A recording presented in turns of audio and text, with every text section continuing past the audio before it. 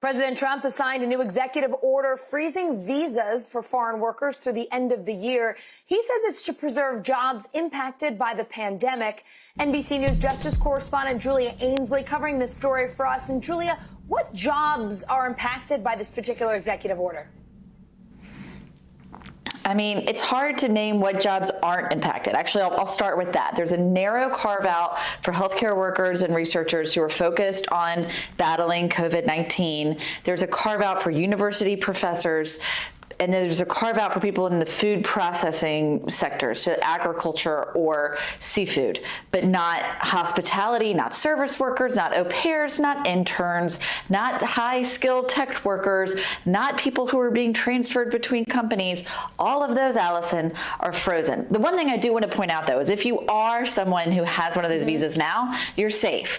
This is a freeze on new visas for those categories, but it's going to be frozen through the end of this year, and companies are responding very strongly. We saw companies like Google, Facebook, Microsoft, especially in the tech sector, speaking out today, their CEOs and presidents saying, this is what we need. We need these visas in order to attract the best talent to American companies, to be innovative, to keep up, to keep a competitive edge in the global economy. Just because of this economic downturn, just because of COVID-19, that doesn't mean that we can stop being competitive. And they say that this will actually hurt the economic recovery more than help it. And that primarily is the argument from the White House, that this is supposed to help by keeping American jobs here. And they estimated that it would protect 525,000 American jobs. But if you talk to people in these sectors who are trying to hire, they say it's not exactly how it works. A lot of times they have a hard time finding Americans to fill those positions.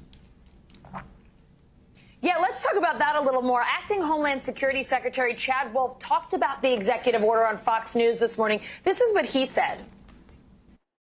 These are temporary visas that individuals come in from out of the country, foreign workers come in.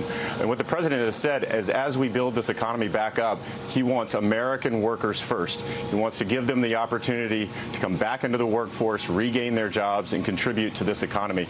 So what we did is we paused a number of these visas, and we're going to allow Americans to compete for those jobs first and foremost. Julie, you touched on this, but is there any evidence to support the idea that suspending these visas would give more job opportunities to people who are already in the country? I mean, it's an argument to have, right? And we can look at certain jobs, and maybe that would be the case in some jobs. But by and large, what we're hearing from the employers themselves, the people who sponsor those visas and need to fill these positions, is that it's been very difficult for them to do that. They already have to show, Allison, that they couldn't find an American to take that job. Now, sometimes there are certainly abuses with any system, and there could be abuses in this system as well. But let's take, for example, an au pair. Au pairs will now not be able to apply for visas to come to the United States. And at first, this was something that was confusing. The White House said that they were exempt, and then if you read the actual order, they will not be allowed to come in. They can't get these visas. Think about how someone who might be hiring an au pair, especially now when you can't get childcare, wants someone who has another language that they can teach their child. Maybe this person wants to come for the cultural exchange experience. There's something there that you can get from that person that you might not be able to get from an American worker. And there's an exchange that that person will also be getting more than just a salary and a place to stay. They come here for an American experience. This is all part of our global economy. It's also something we've really seen in the tech industry. Sometimes there are deficits for people coming out of our American colleges and universities that don't have the skills that are so badly needed by our tech industry. There's a huge debate to have around this, but we're hearing a lot of times it's hard to find Americans to fill those jobs. And then especially as you get into some of the very low-skilled jobs that are very hard and very demanding from a manual labor perspective, those can be very hard to fill. And in fact, one of the visas, I think this will be interesting, especially for those who have followed the Trump organization, one of the visas that will be affected are the H-2B visas for service and hospitality workers. And we know that the Trump organization has taken full advantage of those. So it will be interesting to see how they adopt to this policy. Sure will. Julia Ainsley, thank you so much. Thank you.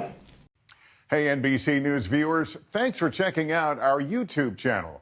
Subscribe by clicking on that button down here. And click on any of the videos over here to watch the latest interviews, show highlights, and digital exclusives. Thanks for watching.